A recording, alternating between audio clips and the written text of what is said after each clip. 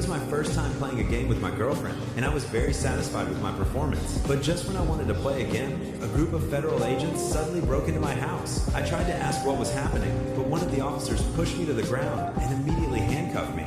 Later, they searched my house and found a large number of artworks and a huge amount of cash, and even 2 heavy weapons. What the fuck is this, Jimbo? Jimmy, 10 AK-47. So no possibility of reduced sentence. Got great lawyers.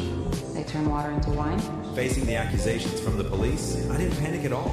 I knew that even if I ended up in prison, my father would definitely find a way to get me out. However, what I didn't expect was that this time, my father, in order to protect the family's interests, made a compromise with the prosecutor. He told me that if I pleaded guilty, the judge would only sentence me to 4 years in prison.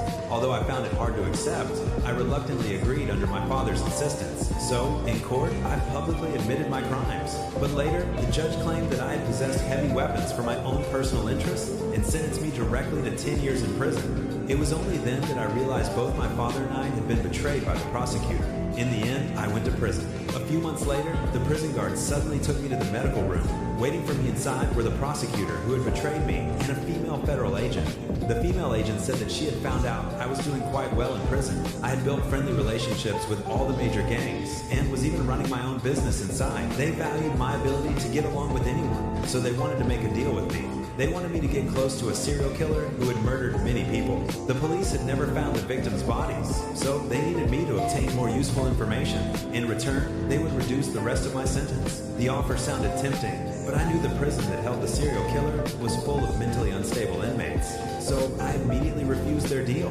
The female agent told me to think about it before making a decision. Before leaving, she handed me a file. That night, when I opened the file, I was deeply shocked by what I saw. The killer had already murdered more than a dozen people, all of them young girls. Yet, all the clues pointed to a man with a thick beard. The strange thing was, the police had never found any bodies, which prevented them from convicting him.